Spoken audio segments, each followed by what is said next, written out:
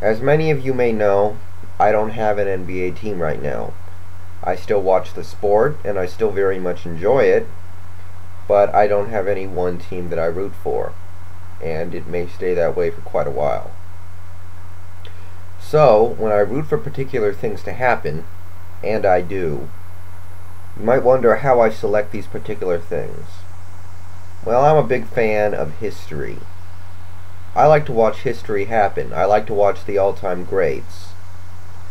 So, when I pick particular things to root for, I often consider who has the most stakes in play. So, that being said, let's review the stakes for the 2009 NBA Finals, which begin on Thursday at 6 o'clock Pacific. We start with the Lakers, because I think it's fairly obvious to most of us the Lakers have more stakes in these finals than the Magic. But let's look at why first. First, you have the Los Angeles Lakers franchise. They have 15 championships in their past, have made 30, including this year, meaning if they lose this finals, they drop to 500 at 15-15.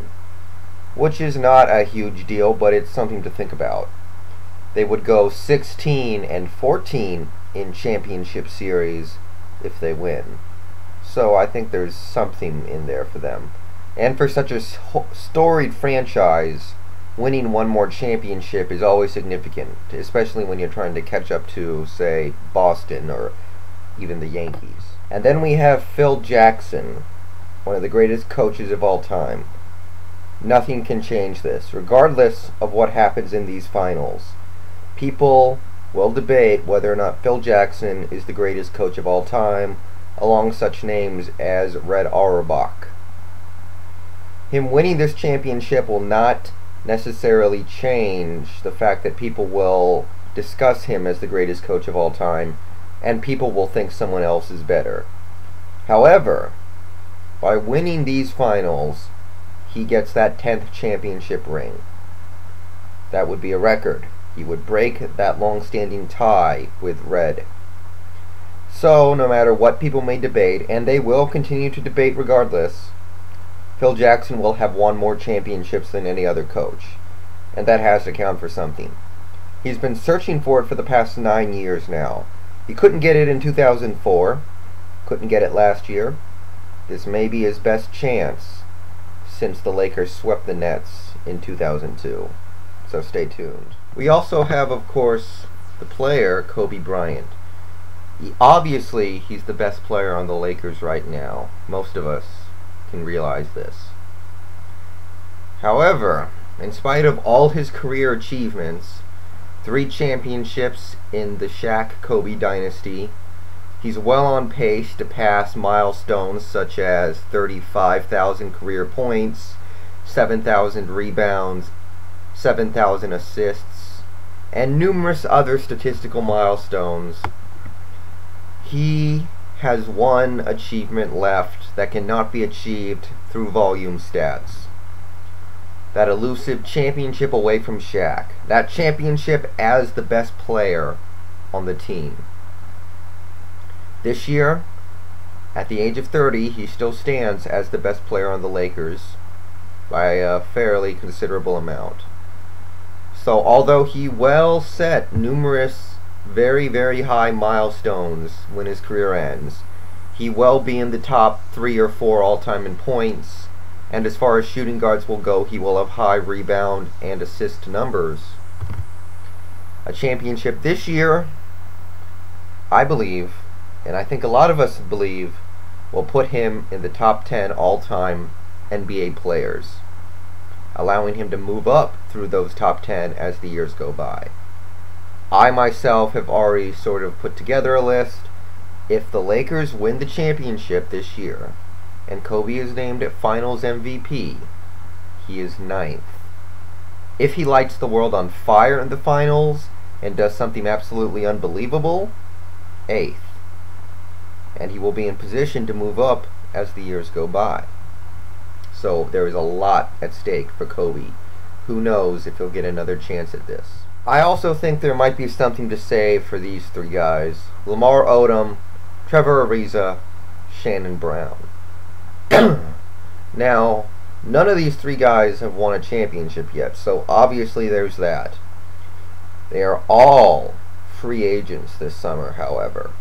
How they play in these finals may dictate the paychecks they are getting through the next 4 or 5 years.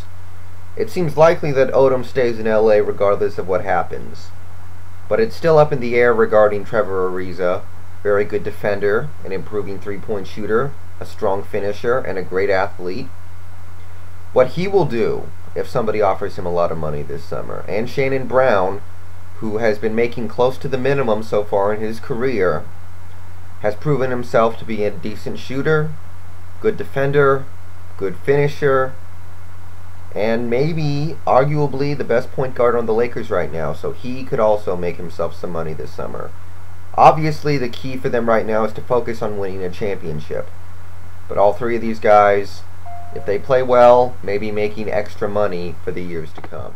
And finally, I think there's a very obvious question you have to ask about this current Laker team. Everyone on this squad who will play that I have not mentioned.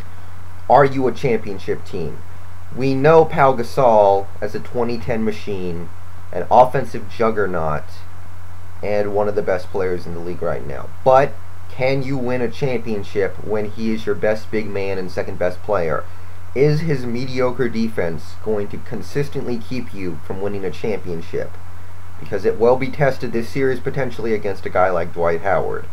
What about Andrew Bynum? Is he far enough back to the point where he can D up on Howard and make sure that Gasol and Odom can run a little more free on both sides of the court?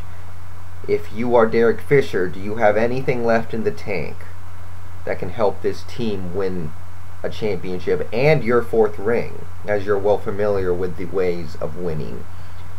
If you are Sasha Vujacic, can you knock down a couple big threes this series that help propel your team to some victories? If you're Jordan Farmar, how are you going to contribute? And the overall question, is this team championship quality? Well, they're already here, so they probably are, but can they win a championship? They didn't do it last year. They are better than they were last year. Right now, they're going up against a team that is not as good as the team they played last year. So, we know these players are very, very good, but are they championship good? And all these guys, they don't have a ring yet. They're obviously going for that. But it'll be interesting to see if they can prove they are championship quality. But what about the Orlando Magic? Well, this will be their second ever finals trip. They've never won a game in the finals. Their one other trip saw a sweep at the hands of Hakeem and the '95 Rockets. So they head to their second finals ever and strive to not only win their first finals game ever, but win their first finals, period. It may not seem likely, but it could mean a lot to this franchise and this city, which is not a huge sports city, certainly. In fact, the only major sports team in Orlando is the Magic. So it could mean a lot to these guys to finally get a championship. The bar has been removed for a guy like Dwight Howard. We're ready for anything with this guy. 30,000 career points, 20,000 career rebounds, 3,500 blocks. All seems not only possible, but reasonable for this guy throughout his career. Everything is in play. That doesn't change the fact that over the last couple weeks, people have been questioning him. Can he be a franchise player? Can he lift a team on his back, be their best player, and lead them to the finals? Well, he just did. You can argue as much as you want about Turkoglu being the crunch time guy, or Richard being more important offensively, but they jumped on Dwight Howard's back in Game 6 of the Cleveland series, and he scored 40 points, and completely dominated from start to finish. So now that we've answered some of those questions, and Howard has done so with authority, can he add an early championship to his resume? There's no doubt he'll get many chances throughout his career to win a championship, but here we have a golden opportunity for him to do it early. I don't know how big the stakes are for some of these other guys, but it's worth noting that Rashard Lewis, the $170 million man who is making 3 times more than he should, If he plays well this finals and leads the Magic to a championship, maybe people won't care as much that he's making a ridiculous amount of money. It's a thought. It doesn't change the fact that the contract's bad, but at least you can live with it if it leads to a champion. You also got to talk a little bit about Hedo Turkoglu. He's a free agent this summer, could be in line to make a lot of money, has played well the last couple series, and if he plays well in these finals, and if the Magic win, he could be in line for a big contract from somebody this summer. Then you have guys who are role players on this team, but haven't won a championship yet, and again can prove they are part of a championship team. Courtney Lee and Michael Pietrus may have to defend Kobe this series. Are they up to that? You have Rafer Alston, the replacement point guard. Is he up to the challenge of switching the flow of this series? And you even have a guy like J.J. Redick. Can he prove he was worth the 10th overall pick? All those little things, and those, my friends, are the stakes.